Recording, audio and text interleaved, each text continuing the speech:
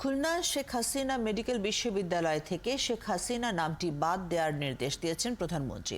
সেই সাথে ভবিষ্যতে নিজের নামে আর কোনো প্রকল্পের নামকরণ না করার নির্দেশ দেন তিনি।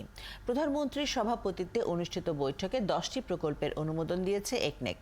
প্রকল্পগুলোর ব্যয় ধরা হয়েছে 5,563 কোটি টাকা। রিয়াদ শেরজানের প্রতিবেদন।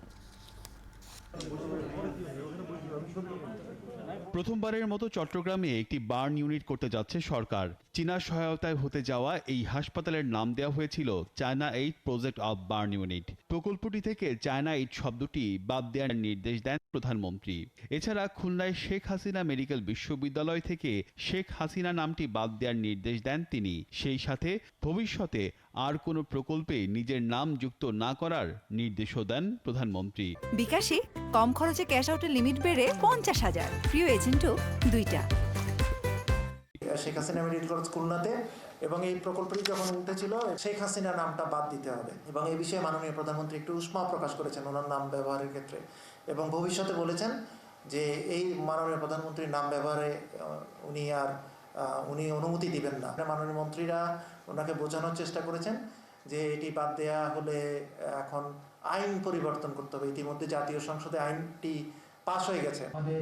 বৃহস্পতিবার সব মিলে 5,563 কোটি টাকা ব্যয়ে 10টি প্রকল্পের অনুমোদন দেয় একনেক। এ সময় ডলারের দাম বাড়ায় এসব প্রকল্পের ব্যয়ও বাড়বে কিনা এমন প্রশ্ন ছিল সাংবাদিকদের। এটি তাৎক্ষণিকভাবে বলা সম্ভব না কিভাবে এটি ইফেক্ট করবে।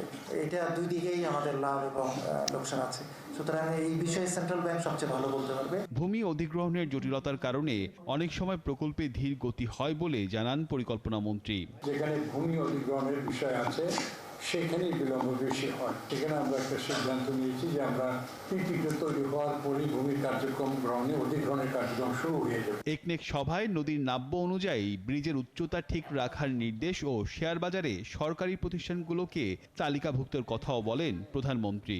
অর্থ সচিব মহোদয়কে দায়িত্ব দিয়েছেন, এগুলি উনি যাচাই বাছাই করবেন কারা কারা আসতে পারে। রিয়াজ শেরজান, ৭১, ঢাকা।